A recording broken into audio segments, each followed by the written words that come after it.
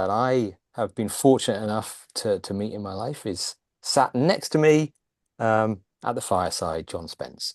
And what we're going to do today is we're going to take some of the data, the information that we've surfaced at CoEfficient doing all of our engagement with different companies, and we're going to throw some questions at John. So we've got three questions.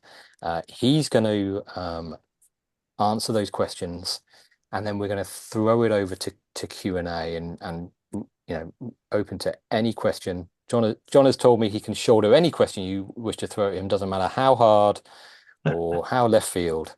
So that's the plan for today.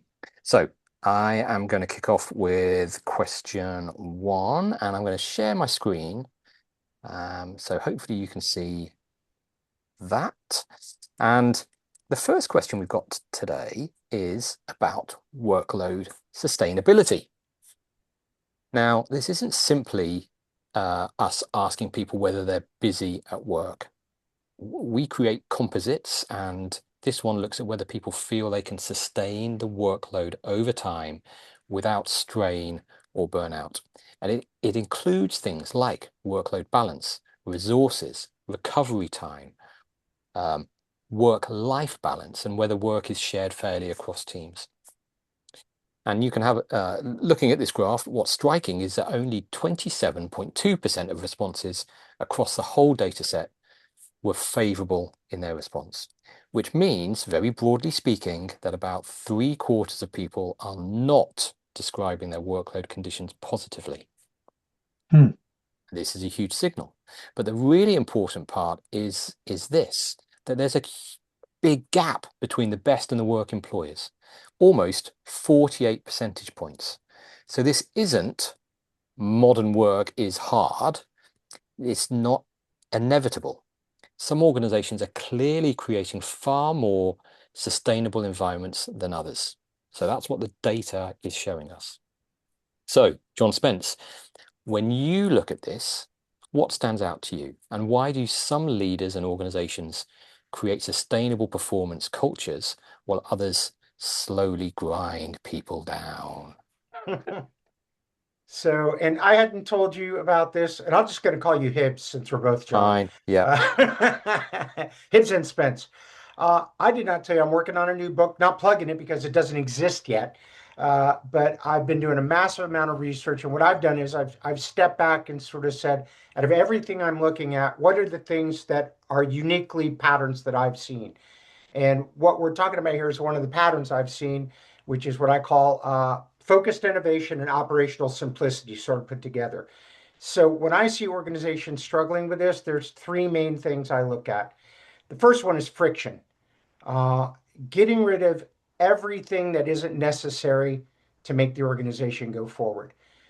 Red tape, too many decisions, uh, slow processes, too many sign-offs, all these things, meetings that are unnecessary. So one of the ways that great organizations make this sustainable is they remove everything that's not necessary. They allow people to just focus on the work they love, the work they do, doing it well, having fun, being engaged. So the big thing is friction is the enemy. How can I go in and so I'm asking you, I did this, I taught a class last night for a group in New Zealand. And the question I put to them is what's a stupid rule you can kill?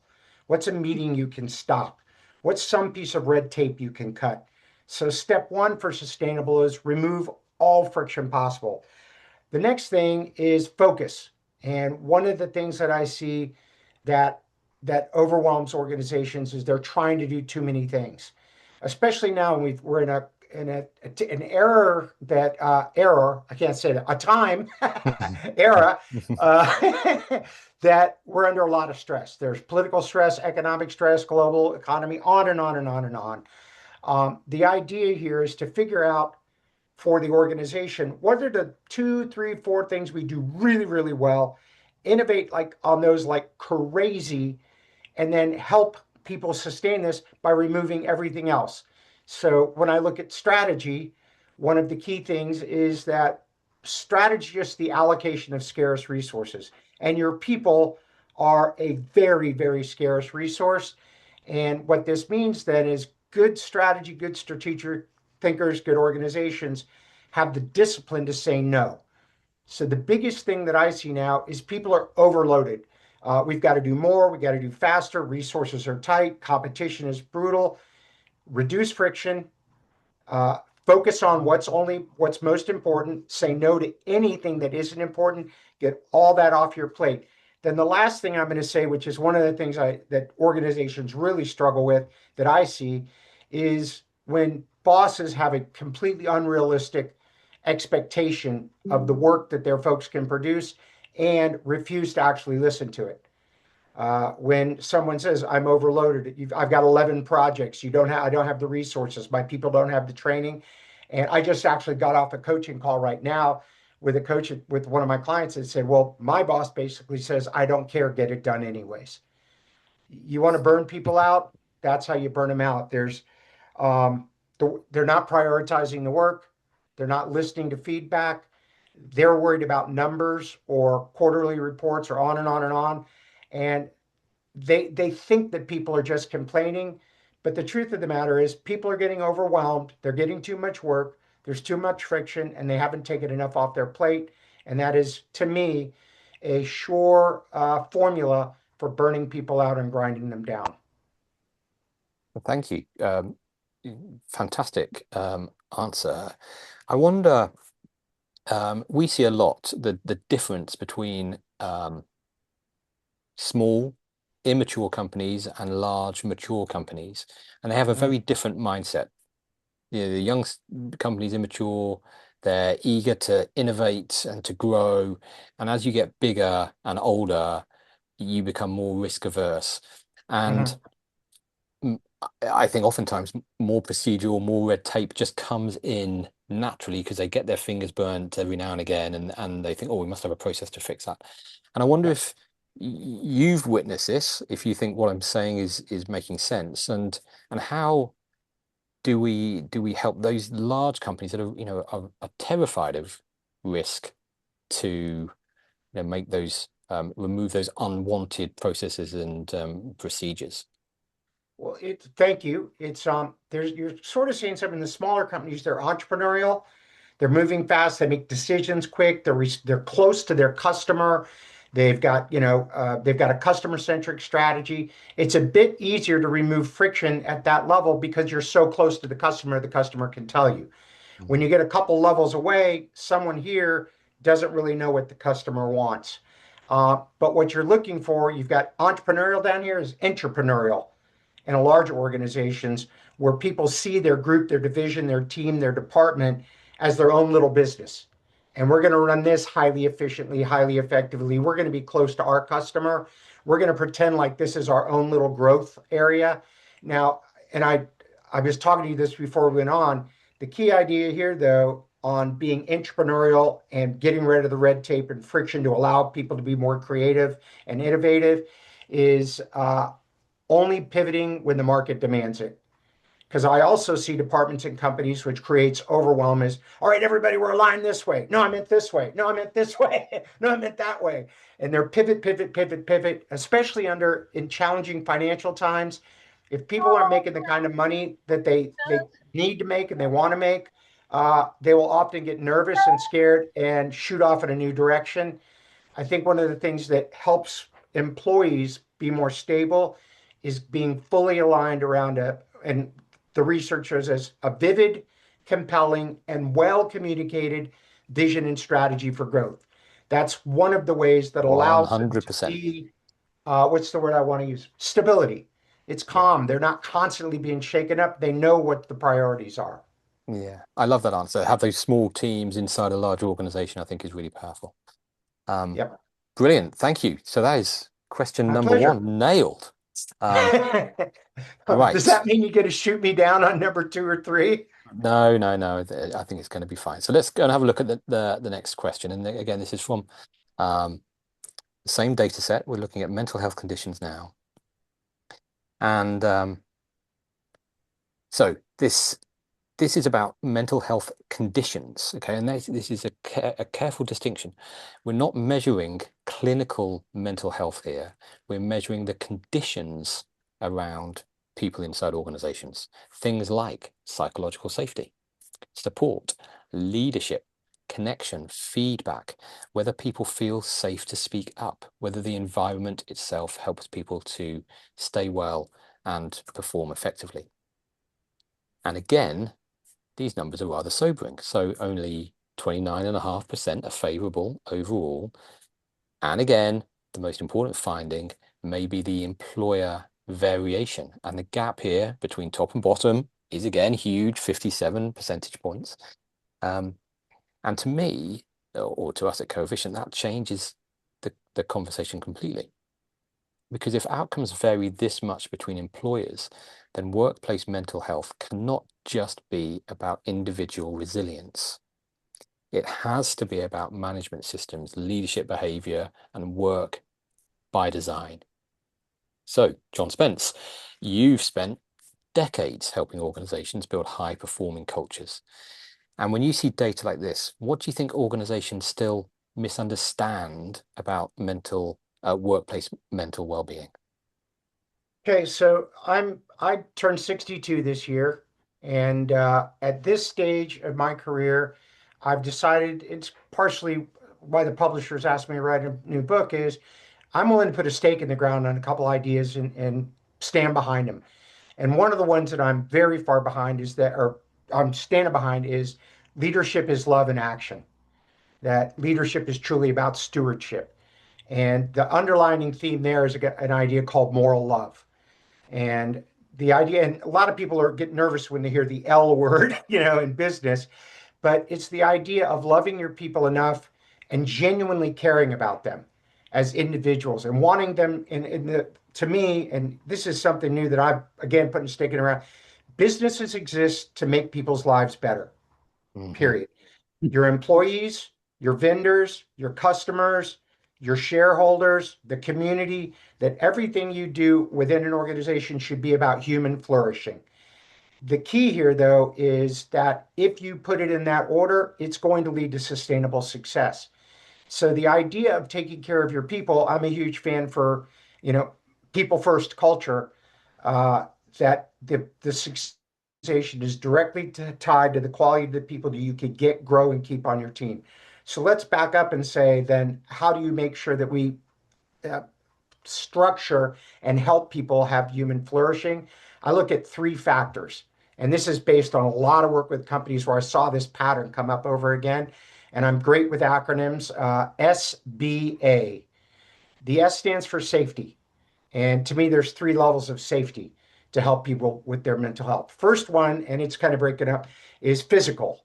I'm not going to get my arm caught in a machine. I'm not going to get hurt. I can go out in the parking lot at 10 o'clock at night when it's dark and not worry about it. But physically, I'm safe at work every day. The next one is emotional. No one's going to make fun of me. I'm not going to be the butt of a joke. No one's going to yell at me. No one's going to scare me. So emotionally, I'm safe. And then the last one is intellectually wait a minute. It's not psychologically, because I'm going to get to that one in a minute, but my ideas are safe. I did quite a bit of work at Microsoft and Apple and a couple other companies. And one of the things they say are people are safe, ideas are not. That we're going to innovate, we're going to push hard to make ideas the best we can. We're going to attack ideas, but we're never going to attack each other. So safety, and then the next one is belongingness. I feel like I'm part of the team, that people genuinely care about me, that they love me. And by the way, it's a tough thing, that balance in an excellent organization for a leader between moral love and genuinely caring for people and taking good care of them and having a culture of accountability that delivers business results. You got to fix that tension, that balance. And one of the ideas that's really important around this, and I think this gets right to your point too, is the difference between being nice and being kind. Nice is when you don't want to hurt people's feelings. You don't want to give them any criticism. You always want to support them. That's being nice. Kind is saying, I care about you enough. You're important to me. I love you enough that I'm going to hold you accountable to the level of performance I know you can deliver, to being the best you can possibly be. So that's the idea of we're gonna care about you and take care of you, and truly you're part of the team and we love you. And as part of that, we're gonna hold you to very high standards of excellence and performance So the entire organization. Safety, belonging. This last one is appreciation, is genuine, sincere praise. And the research in my experience shows about once every 7 to 10 days. For folks that are younger, it's about once every 7 to 10 hours. Like, you got to keep them happy. But the key idea of this is, I've got manager. I don't have time to do that. I don't have time. Or I got one in engineering firm. Nobody deserves that much praise. I don't. They don't do anything. I'm like, oh, great. I'd like to work there. But it's the idea of, and I think it was Ken Blanchard that created this, creating a culture of catching people doing things right. When for years ago, I was the CEO of one of the Rockefeller Foundations, and when I left there, I was a stand-in CEO at several other companies when their CEO quit early or got ill, or on one of them got raided by the FBI and was arrested. Wow. And the idea there, I said, is I can't change the direction of the business, but what I can do is make sure that this is the best place you've ever worked. We have fun, we enjoy each other, and every day you're going to come to the office, and it's your job to catch three people doing things right. Three, and that means I loved it. Is every day when you go to work, you get to make three people's days, and then also everybody in the company is trying to show genuine, sincere praise to you. When you create that kind of a culture, mental health is very, very strong. So those Okay. are key things that I think about. Yeah, thank you. And wonderful for you to bring the L word into the conversation. And so many leaders that I admire, and I know that you do too, Gary Ridge, WD-40 guy, Alan Mullally, who ran Boeing and ran Ford, Francis Hesselbein, one of the greatest leaders in all of the USA. These people talk about love all the time. And yeah, I don't know why people are so scared of it, but thank you for bringing it into the conversation. Well, I think it's that thing of nice, kind, and that balance is how can I love someone but still hold them at a very high level of expectations and excellence and accountability. But when you do that because you care about them and you believe in them and you believe in their potential, that's still caring, but it's caring enough also to steward not only the people, but to steward the organization. And those two things have to be meshed together. Absolutely. We have to always remember that someone's got to love the organization, um, because it can't love itself. It can only be loved by the people inside it. Um, Yep. and hopefully its customers. So, right, moving on. Question number 3. So let's get my graph up again. And so this is all about staff retention. So again, we try to go deeper than simply asking, are you thinking of leaving? That's not a question we ask. This composite looks at belonging, at alignment, motivation, commitment, and whether people genuinely see a future inside the organization. And the overall retention picture is stronger than the other two measures. It's at 47.6 favorable, so it's about halfway. But again, the variation between employees is massive, over 60 percentage points this time. Um, I think this is one of the most hopeful findings in the whole report because it tells us that retention isn't fixed. Some organizations are creating cultures where people genuinely want to stay, can contribute and belong. And one of the strongest correlates with retention was alignment. In other words, people stay where work feels meaningful, coherent, and connected. So, John, what have you seen the best leaders do to create that kind of commitment and loyalty over time? Cool. So I've got a story that I want to use to as a foundation for this, and then we'll get into some research I did. Years ago, I had the great pleasure of, as a consultant, working for a gentleman named Cecil Van Tile. And he grew up on a dairy farm, and he asked his parents, they had a tractor they weren't using. He goes, "Hey, can I pull that out front and sell it?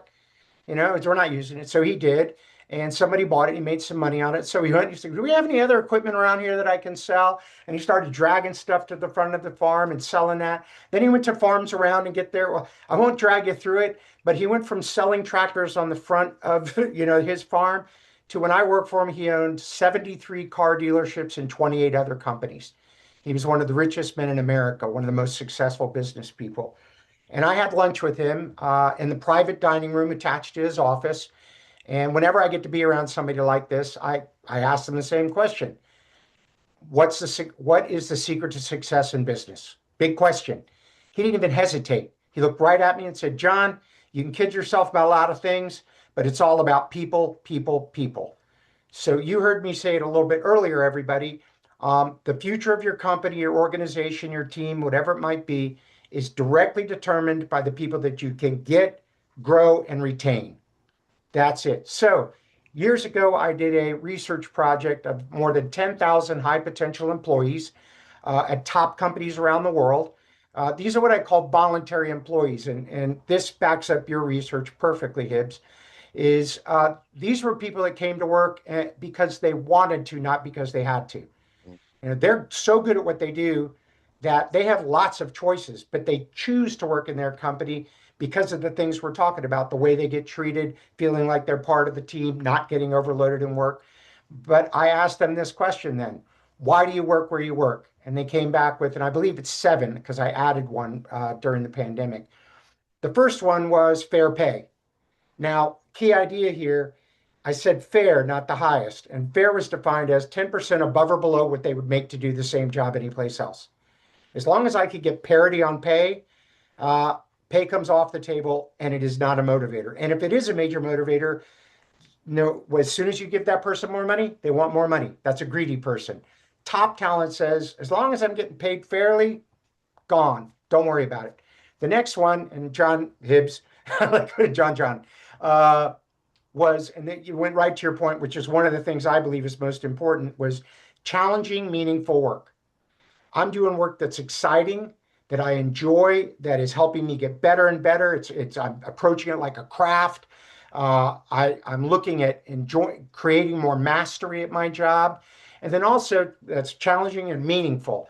That there's a purpose beyond just making a paycheck or making profit. There's something I believe in that's greater than the organization. And I find, and this kind of when that there's strong alignment with what I call a noble purpose, that people will overlook a lot of other things because they believe strongly in what the organization is trying to do for the community, for the world, to help people. So challenging, meaningful work. The next one was cool colleagues. A players attract A players. The best of the best want to work with the best of the best. The next one was a great culture, and we just talked about that, a culture of love, a culture of engagement, a culture where people are treated fairly and they are held accountable. The next one was personal and professional growth. Personal growth. My company's investing in me. They believe in me. They're sending me to training. I take courses. I've got a coach or a mentor. I've got, people helping me to get better. They're giving me money to go study on my own, which, by the way, as a quick aside, there is more information available right now for free or very little than ever in the history of the human race. There is no excuse for any organization not being a learning organization. There's so many resources, and you want to retain great people. That's one of the key things is I'm smarter at the end of the month than I was at the beginning. The next one is professional growth, which says I can look up and see a place for myself in this company 5 to 7 years from today. If you've got somebody really talented and they're not constantly learning and growing and they don't feel like they belong and they're part of the culture, and they also don't really see a good career path, they will leave and go to the competition. The next one, which we talked about a little bit on the last answer, was flexibility. That's around fairness, that's around care, that's around genuine concern, moral love, and understanding. And it's kind of that work life balance, or actually, it's work life integration that I have to understand that my people have a life outside of here, that I need to be flexible and care and allow them to work from home if possible, or take some time off to be with a sick family member, or take a mental health day, or whatever it might be. But we care about you enough that we're willing to be flexible and help you to be the best person you can possibly be in all areas of your life in any way we can impact that. Then the last, but it was actually the very most important, was I work for a leader I trust, respect, and admire. About 80% of people that quit their job don't quit the hours, don't quit the work, don't quit the pay, they don't quit their workload. They quit their idiot boss. So when I look at what it takes to retain the best of the best, it's a lot of the stuff you're seeing in your research, John. It's the same sort of things around. Yeah. Yep. Well, I'll let you finish that off. It's the same sort of things. There you go. Yeah, well, I'm sure it is. Amazing, amazing answers. I'm just sat here thinking, thank God you're our first coefficient conversation because you're so cool. Anyway, so those are my three questions. We're going to move into Q&A. We've got about 20 minutes. I'm sure a lot of you, I've seen lots and lots of nodding heads as you've been talking, Spence. So I'm sure we've got some questions um, coming from the audience. If you want to ask a question, just put your hand up and we will put you in a queue and we'll get to you. But because this is my party, I've got the first, and I will cry if I want to. I've got the first question. Um, so, um, John Spence, if you Yes. were speaking directly to a CEO or a leadership team right now who genuinely wanted to improve retention, performance, and mental health conditions at work, what's the very first thing you'd start with? Because you've gone through a whole gambit of stuff, all of it amazing, but you've got to start somewhere first, and where would that be? That's the easy answer, culture. That you, to me, the place that has the most leverage, positive or negative, is your organizational culture. You're going to attract and retain people by taking great care of them. A culture can well carry even a challenge company higher and higher and higher. And that's what's going to allow you to retain the best people. The reverse is a toxic culture can destroy an organization overnight. Mm, And then I'm going to go with one other thing to that. So, I've got a couple of CEOs that I really admire, and there's one that I think is spectacular. And we were recently given a talk together, and he said he runs I don't know, about a $50 billion company. And he said, "This is easy. My job is culture, culture, culture. That's it. I own that." Which brings me to the next point is if you want to retain people and have that kind of a culture, the leadership team has to set the standard. I've got mm. one of my phrases, whoever owns, no, that's a different phrase. As goes the leadership team, so goes the entire company. So to me, the first thing I'd say is you have to own the culture, and culture is going to be your key, positive or negative. Thank you. Wonderful answer. Right. Kira, you've got your hand up. Thank you. I have a question, but it's a little bit of a contrarian question when you were talking Great. about burnout. Okay? It's a bit contrarian though. I'm going to push on this a little bit. Please do. Here's what I mean. Most people, most of the time, underestimate how much we can take, how much we can do, and we shy away from discomfort that actually builds resilience and helps us grow. So, how do you differentiate between burnout, which is self assessed because something is actually uncomfortable, as opposed to something that is intolerable? How do you suss that out? So I get to be contrarian too, in a somewhat assertive way. I think this has to do with having the right people on your team that are truly interested in excellence, that are committed. They don't look at their job just as someplace you show up and do your work, but they look at it as a craft. And I think people like that hold themselves to a higher standard, that they want to do their best work. They don't get burned out because they love their work. They're committed to it. They're excited about it. It's something they've dedicated their life to. Those folks, I think, don't underestimate themselves. I think they push themselves sometimes too hard. I've got two executives I'm coaching right now that they've gone past excellence to perfection, which is a really bad place to be. In my own company, we talk about excellence, not perfection. Now, the other side of that, and this is going to be sort of painful too, the last research I saw, and it was about 67% of the adult population doesn't really care that much about doing a good job. They just want to show up, get their work done, get paid, and they are, for the most part, going to feel overwhelmed no matter what you give them because they want to do the least amount of work. That's not, and some of you have probably seen this.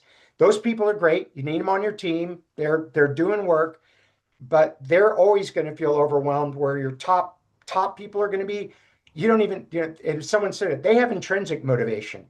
They want to achieve at a high level. They want as much pressure as you can handle because that's where they thrive. That's where they deliver excellence. So I'm not quite sure if that answer was on target, but through my interpretation, that was the best answer I could give. Kira's like, no, that answer sucked. You're an idiot. Oh, I can't believe you put that in the chat.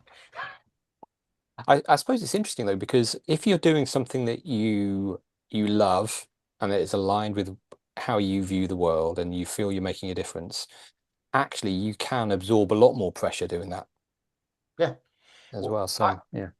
as an entrepreneur, I don't. They asked Michael Delia once how long he worked, and he was how many hours a week he worked when he started the company, and his answer was all of them. And I work 7 days a week when I'm working.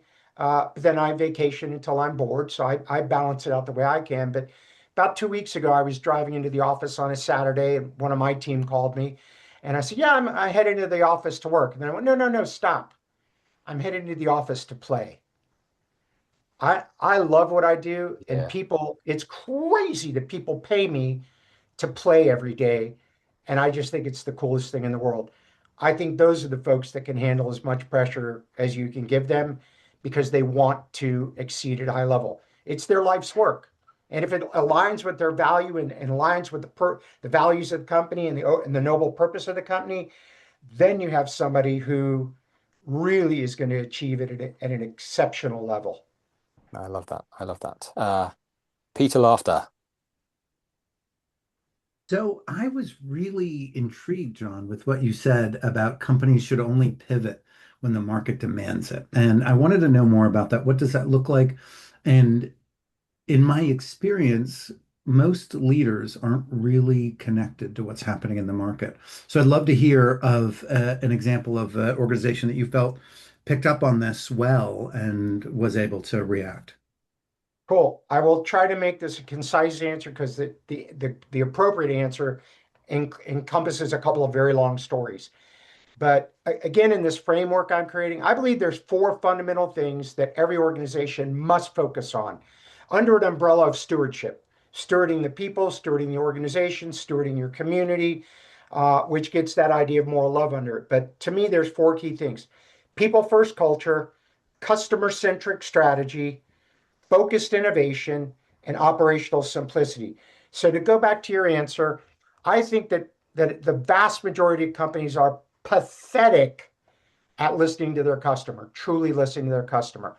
So you have to realize that, and the higher you get in the organization, the more that you get pushed away from the front line and understanding it. So part of it is a leadership philosophy that says my people are my personal first customer, but as a leader, but we have to also make sure our end customer is happy and joyful and loves, we consistently meet or exceed their expectations.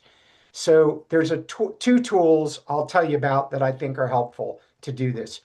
One is I have counseled a lot of my clients to get a cohort. I had to use that consulting word, a group, a team of their top customers, their very best customers, and ask them this question. And if you're taking notes, this is one you want to write down because it has to be in this phraseology. So you go to a bunch of your very best customers and you say, why specifically do you do business with us? What are the top three or four reasons? So I'll say that again. Why specifically do you do business with us? What are the top three or four reasons? I've done this with some of my clients, and what happens is after a while, a pattern emerges. And for one of them, it was a fairly small company, turnover about 30 million a year, and they had six customers that represented the bulk of their work, and all six said roughly the same thing. And I looked at him and said, "Congratulations to my client. You now have your marketing program. You now have your strategy, what to focus on. Everything should be built around that." Because I figure if these six people are all giving you millions and millions of dollars for the same three or four reasons, you now understand what most of your customers will value. Then number two is the idea of moments of truth. That for every company, there are a lot of touch points where I interact with my customer, but there are only a handful of critical moments of truth that must be delivered. And I love this word, flawlessly. If you're going to take that customer and turn them into a customer evangelist. And the quick example is a restaurant. I did I looked at, it's about 170 touch points, and your typical taking some friends out or your family out to dinner. But there's only four moments of truth, just four. And I've asked audiences all over the world, always get the same four: good service, good quality food, reasonable prices for the quality of the food and service, and cleanliness. Uh, so if you went into you got to nail those four. They're non-negotiable. If I took a bunch of you to dinner and we went and the service was amazing, and we're out for sushi, it's unbelievably delicious and it's really fair prices. But you go in the bathroom and the bathroom is disgusting. The first question you ask yourself, so I wonder what the kitchen looks like. But you also say to yourself and your friends, I'm never stepping foot in there again. So I'm going to bring this back around is for a leader to truly be able to do those things and focus, remove friction, clear the thing, innovate in the right areas. Those two questions of what are the top 3 or 4 reasons that you spend money with us, and what are our 4 moments of truth, 5 moments of truth? When those two answers are put together, that's where your strategy should build alignment. And once you understand that, there's no reason to pivot from that. Just you've got the gold, which is your customers telling you why they give you money. The only time that you switch the pivot is when, I said it before, the market demands it. The answers start changing, a new competitor comes in, new technology comes in, something that truly has a ripple effect throughout your entire industry. Thank you. Thanks. You're Great, welcome. great answer. Um, I made right, it up. I'm going to have a stab at your name. Apologies if I get this wrong. Debashis, is that correct? Yes, that's correct. Thank you. Ah, good. First of all, Well thank done. you for doing this, and thanks Spence and Hibbs Thank for you. for a fantastic opportunity to listen to you all. As deep learning. Question is, I put something called when Spence was talking about it, I said tough luck equals kindness, and then there was a confusion in our comments from here, which here and now authoritarian and thorough and etc. I think you talked about accountability with deep genuine care, right? And so on and so forth. The idea is if you care, it's like we fight with our family. Why? Because we love them. The same Mm-hmm. thing extend to the corporate. That's what it is. I just thought I'll speak and maybe you can clarify it with all the examples you're giving so the audience knows about it. It's more of a seeking your thoughts on this rather than me talking about it. Yeah, I don't have kids, but I think kids would be a perfect example of this. Sometimes you tell your kids things they don't want to hear, like don't put your hand on that stove or whatever it might be. And they might think you're being tough or unfair or unreasonable, but the answer in your head is, I'm only doing this because I love you. And the idea of switching it from tough love uh, to deep love, or giving them tough love. I'd rather say I'm just giving you love, but I'm giving you love in a way that I'm doing because this is what I truly believe is in the best interest for you. And I see a lot of organizations. I just had a client today who said, I'm moving someone out of the organization because this is not the right place for her. She's struggling. I'm struggling. The company's struggling. And this is what I hear often. The young lady who she said, you've got 30 days and then we're going to give you 3 months severance, looked at her and said, thank you. I wasn't happy. I knew I wasn't doing a good job. I appreciate you pointing that out. And her boss said, now I'm going to do everything can do to help you get the right job. But it was that willingness to love her enough to say, as my friends in Canada say, love you right out the door. and, You and know, that's the, sorry. No, I just wanted to say the tough love word I got from Rick Belusa. You know Rick, right? He's the ex-president of Microsoft at one point in time. And I was just exiting at that time. So it wasn't mine. I'm just borrowing his words. oh Please go yeah, ahead. oh no.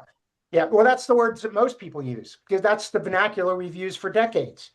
Yeah. And I think here's why I say that is a lot of people have a hard time holding other people accountable because they feel like they're being mean. I'm Yeah. being mean. I'm hurting their feelings. I'm being critical. Uh, I don't want to make people cry. I don't want to upset them. Um, and they feel like I have to be mean or aggressive to hold someone accountable. I'm trying to change that belief of No, you have to love them enough to hold them accountable. Thank you. And Very nice. John or Hibbs, if you want to stay on a little bit longer, if people want to, I don't have to be anywhere, but because Well, I know we have 5 minutes left and I have time to answer a few more questions. we need to be respectful of people's time, so we will stop at the top of the hour. Um, Great. I want to do one more because we've got the fantastic Gary Redfeather here with a question. But before we do this, quick commercial break for Coefficient. Next week, we have got our 2-year anniversary since we started the Coefficient masterclasses. We've got the amazing Dave Fearon. I consider the grandfather of Coefficient coming to talk to us. He did the very first Coefficient masterclass. He's now coming to do our 2nd-year anniversary. So really excited about that. I think I've invited you all. Hope you can make it. Right, Gary, the Hibbs, floor is thank you. yours. Yeah, Hibbs, thank you very much. Spence, wonderful. So I'm a bit of a geek when it comes to the brain. So I'm going to share a statistic with you, and then I'm going to ask a question. The statistic is, it's estimated that 1 in 25 people, average Americans, is actually on the sociopathic spectrum, which means they do not have the capacity to feel empathy. They don't really have moral values that are typical. 1 in 25. Now, in big businesses, doesn't really matter how big the business is, there's a possibility that some leaders are actually in leadership positions and they are actually sociopathic, psychopathic, if you will. So if you have leaders within your company and you're another leader and you're noticing this, what do you recommend to them to actually help? Because you can love these people and you can support them. They're actually going to keep doing damage, whether you like it or not. So, what do you do in that particular instance? Because that is actually a real phenomenon that happens not just in the US, but here in the UK as well, where I'm now located. So, thanks. No problem. Couple of answers to that quickly. This was a conundrum I ran into early in my career when I was working for a lot of Fortune 100 companies. And I noticed that some of the leaders were evil. They were psychopaths, Yeah, sociopaths for sure. yeah, yeah. And I was chatting with a young lady in one of the sessions I was teaching, a young lady that worked at this company. And I was like, how do these people get to be your senior leaders? She said, it's easy. That's the only people that get promoted. The more aggressive you are, the more territorial, the more political, the more backstabbing, the more, resources you get for your group to beat other groups allows you to get the next promotion and the next promotion. She says you go further and further up the chain, they get more and more sociopathic and worse and worse and worse. So to me, that's a toxic culture. And there's 2 or 3 things that I look at there. One is, and I've worked for people, I actually worked for someone who was definitely a psychopath early in Mm-hmm, my career. And mm-hmm, my thing was, I'm going to build a umbrella around my team. I'll take all the shit. I'll protect them. It was a lot harder on me, but I said I can handle that pressure and that instability and everything so that I can protect all the people around me, or yeah, that were around me. The other thing is, and this is what, and I'm using myself as an example. Eventually, I hit a day where I couldn't take that anymore. I would shake going to work every morning, putting on tightening my tie, and I would cry driving home at night. And that's when I realized the culture isn't going to get better. This person is a psychopath, but they're not going anywhere because they get results. They deliver results. So the company's going to look the other way. And the only thing I can do at this point is look after myself and go someplace else where I won't get treated like this.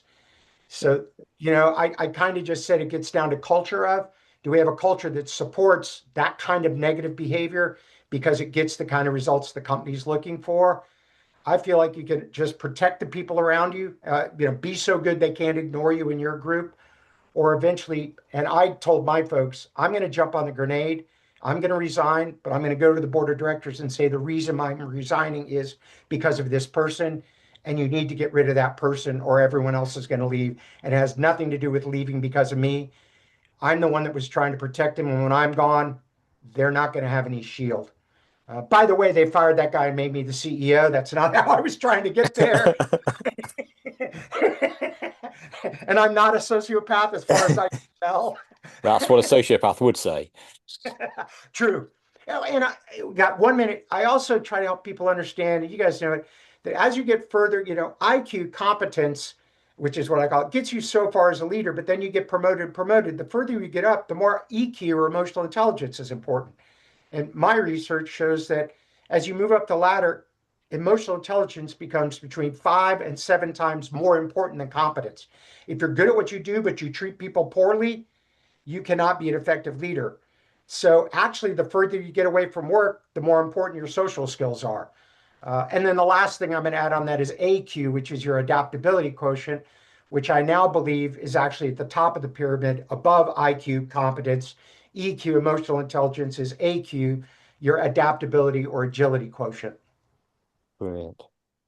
John Spence, thank you so much. Absolutely fantastic. I mean, I get so much just from listening to you, and I get a front row seat, so I'm, thrilled, and I'm sure everyone else here feels the same. As always, I usually say, these meetings that CoEfficient hold, they're nothing without you, the visitors, and you did play your part today, but really the hero of today is John Spence. And so thank you No, very it's them. much. Thank you very much, John Spence. Thank you all for coming. Hopefully see you again soon. We're going to wrap it up here, call it a day. Have a great day. Have a great evening. Thank you for coming.